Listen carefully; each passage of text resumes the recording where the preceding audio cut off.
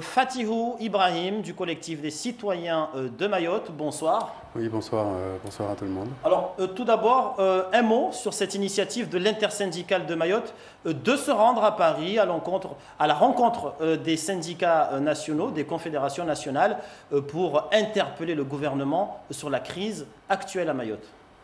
Oui, donc bonsoir à tout le monde. C'était important pour nous, collectif et intersyndical, d'aller à Paris parce que nous avons demandé depuis bien longtemps, fort longtemps, d'être associés à toute la démarche que compte organiser le gouvernement pour répondre à nos revendications. Toutefois, nous constatons que le gouvernement s'entête à nous exclure à chaque fois à certaines étapes qui sont primordiales.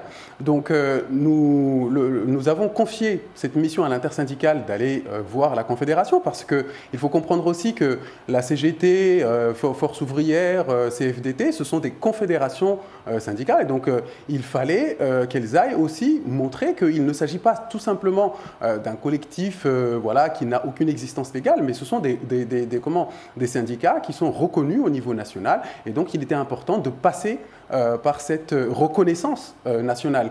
Maintenant, charge au gouvernement de démontrer s'il respecte le dialogue social ou pas.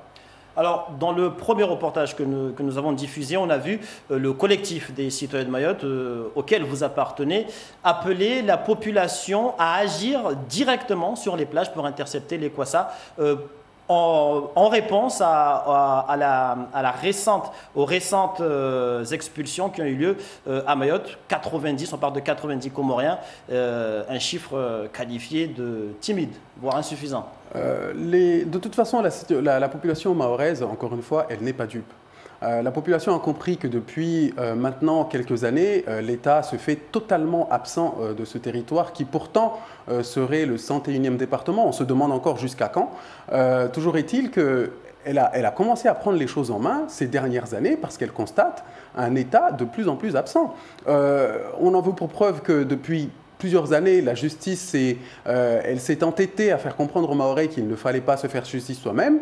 Donc les Mahorais, qui sont totalement républicains, ont compris ce message. Et à chaque fois qu'il était à chaque fois qu'un Mahorais attrapait un voleur, le premier des réflexes qu'il avait, c'était d'appeler les forces de l'ordre. Toutefois, quand les Mahorais ont compris que les forces de l'ordre donnaient une prime, sans doute, on comprend maintenant, sous la direction de l'État, quand elles donnaient une prime aux délinquants, eh bien les Mahorais, maintenant, ils ont tendance à se faire justice eux-mêmes. Donc les Mahorais, on a vu, on les a incités à sécuriser les écoles, parce que l'État ne veut pas mettre les moyens pour sécuriser les écoles.